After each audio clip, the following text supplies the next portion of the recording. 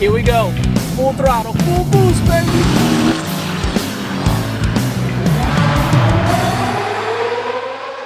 Welcome to the channel. I'm Jay Fields, and this is Fields Wheels. Right now, I'm gonna show you how you can get a supercar a lot faster if you leverage long-term car financing. Look, if you're here, you're probably a massive sports car enthusiast like I am. So let's watch a quick burnout.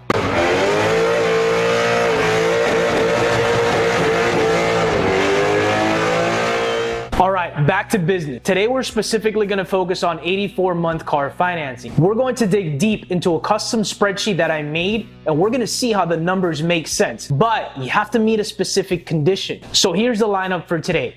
We're gonna talk about that condition. We're gonna dig into the spreadsheet. I'm gonna talk about my favorite loan provider.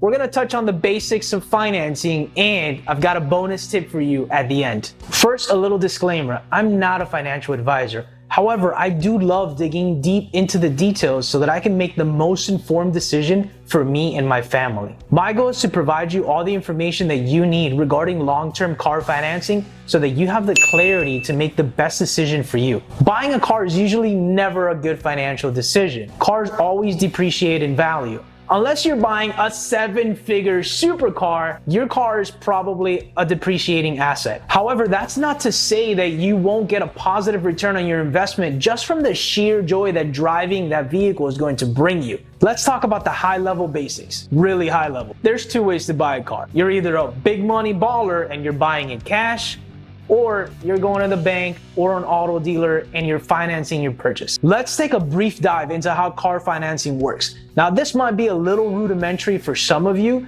but I feel like we need to first touch on the basics before we dive off the deep end. Financing gives you the leverage to purchase something that you can't afford outright. Let's say you've got $2,000 saved up and you want to buy a $20,000 car, say a Camaro, or a C5 Vet, or a Mustang. Well, you'd look to finance the rest of that either through a banking institution or a car dealership. You see, here's the thing with car dealerships though, they're usually acting as the middleman. So they're not lending you the money directly most of the time. So it's probably gonna end up being more expensive if you actually get financing through a dealership. The best thing is gonna be to look for credit unions or banking institutions that you can work with directly so that you can secure yourself the best deal. Now, in this example, those $18,000 that you're gonna be borrowing is not gonna be free. That's how these guys make money. That's their business model. So what happens is that you're gonna have to pay some interest on top when you're making your payments. Let's review some of the common loan terms. That interest that we just talked about is called APR, annual percentage rate. The total amount you're borrowing is called the principal. The loan term is how long you have to pay back the money that you borrowed. Typically, it's about 3 to 6 years. The longer you extend your loan, the lower your monthly payment, but the more interest you're gonna be paying in the end. However, let's go dig into a Google sheet and let's see if we can make something work. All right. This is the custom sheet that I created. It helps you figure out your monthly payments based on your loan term, and it automatically fills out the table below. This table is called the Amortization Schedule. Now, I found out how to share this, so check out the description below for a link. Simply save a copy and you can play around with the numbers as you wish. So this sheet basically shows you a breakdown of your monthly payments, how much is going towards interest, how much is going towards your principal, and what your remaining balance is after every payment. We want something close to a supercar, right? So for the purposes of this example, let's assume you're going relatively big and you're buying a $70,000 car. I mean, for $70K, if you shop around, you can get into a Ferrari 360 Spider, a Ferrari F355, a Porsche 911, a Jaguar F-Type, a Bentley GT, a Lambo Gallardo. You can even get yourself into a 1939 Lincoln Zephyr. All right. So let's plug in $70,000 as a total amount borrowed. And let's assume that we're gonna get a flat interest rate of 5%. And let's say we saved up $5,000 that we're gonna use for a down payment.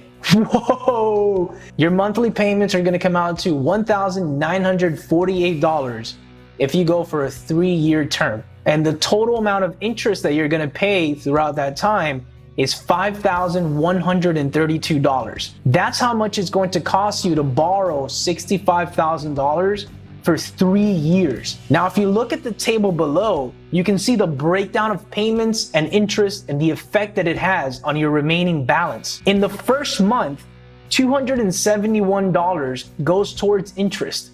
The rest goes towards the principal, which is the amount that you still owe.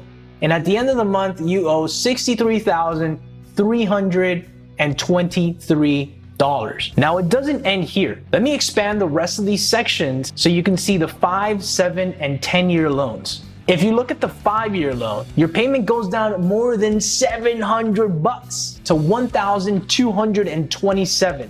But look at the amount of interest that you're paying over that loan.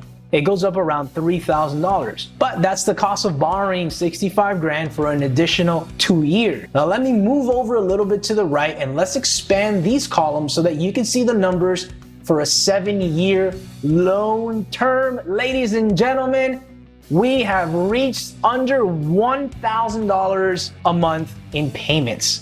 Let's recap. The 5-year loan has payments of $1,227. And during the length of the loan term, you're going to be paying $8,598 in interest. The 7-year loan has payments of $919.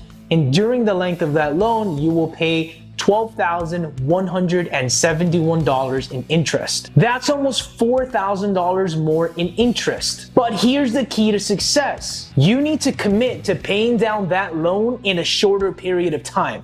Let me show you the numbers. The way that you can do this is by making additional lump sum payments each year.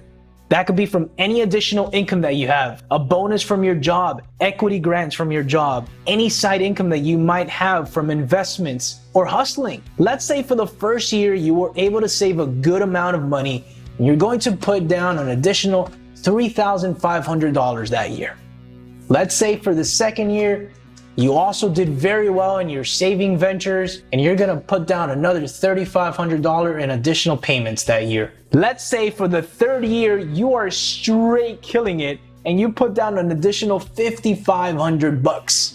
And then let's say year 4, you're gonna go a little softer and you're gonna put an additional $1,000 that year as an additional lump sum payment towards your loan. Well, as you can see, now the total interest paid over the length of the 7-year term is just under the 5-year term. And that's it for year 5. You don't have to make any additional payments if you don't want to. Before we touch on anything else, let me expand the 10-year column real quick. $689 a month. That is absolutely ridiculous. Technically, you can apply the same strategy as the 7-year loan, but you're going to assume, and we're going to talk about this more in a little bit, more risk over a longer period of time. So you have to be careful. The important part is that you get a longer term loan and get to enjoy the flexibility of a lower monthly payment as long as you commit to paying it off on time. These are some of the risk factors that you should be aware of. Number 1, you need to make additional lump sum payments every year when your additional income source comes in, whether bonus, equity, or any side income that you might have. Number 2, be dedicated. It could get very tempting to want to spend that additional money that you're saving every month. Number 3, you might need to end up using that money for some emergency situation. Number 4, you're assuming that your income is going to remain steady state for the remainder of that loan and won't change for the worse. It's risky. You should only do this if you have a very positive financial outlook. But with the risk comes a reward of the freedom and flexibility of a lower monthly payment. But if you do expect the additional income, then I'm pretty sure that you can make this work as long as you're dedicated and you're aware of the risk factors that we just discussed. Let's talk about some of the institutions where you could borrow money from. Lightstream.com is owned by SunTrust Bank, and it's my absolute favorite. Now, these guys aren't sponsoring this video at all, but Lightstream, if you're watching, I used them and the process was extremely easy. The interest rate was pretty good, and I had the funds deposited into my bank account within 24 hours. That's right, they actually give you the funds. You can literally go to the dealership with cash in hand, buy the car, and get the title. They don't use the car as collateral. They just do a personal loan with simple financing. Here's a quick tip. I don't recommend financing the entire purchase price of the vehicle, even though lenders like Lightstream might make it easy for you to do that. You have to factor in taxes, you have to factor in dealership fees, you have to factor in tag and title. And when you're all said and done, if you finance all of that, you're definitely gonna owe more than what your car is worth. Always try to put down at least 5 to 10% of the amount that you wanna finance. Now, another great place to look for car financing is at credit union. You might be able to find a credit union near you that you could join easily. Sometimes all you have to do is be a resident of a specific county and pay $5. Credit unions usually offer the best interest rates out there. So take your time, be diligent, and do your research. Another lender that you might want to consider is one called Woodside Credit. You can find them on woodsidecredit.com. Again, not sponsors of this video at all, but they are one of the most famous out there. And they offer loan terms all the way up to 144 months. But remember, be careful and remember the risk factors that we talked about earlier. All right, here's your bonus tip. Don't forget about car insurance. And insurance rates vary by each vehicle. Regardless if it's the same make and model, you could literally have two identical Porsches with different insurance rates. So here's a pro tip. Gather the vehicle identification number, the VIN, for the specific car that you are looking to purchase. Shop around, call different insurance agencies, and get a quote. This way, you're prepared with an estimated monthly payment, you have a rough idea of what insurance is gonna cost, and then you could budget accordingly. Remember, I'm not a financial advisor, but I really hope that this information was useful. I hope that it empowered you, and I hope that it provided some clarity so that you can make the best financial decision when it comes to financing a car. I truly hope that you enjoyed the video. Remember to hit that like button, hit the subscribe button, ding that notification bell. It would really mean a lot to me. And remember, I'm gonna keep the videos coming every week. Stay tuned and buckle up. See ya.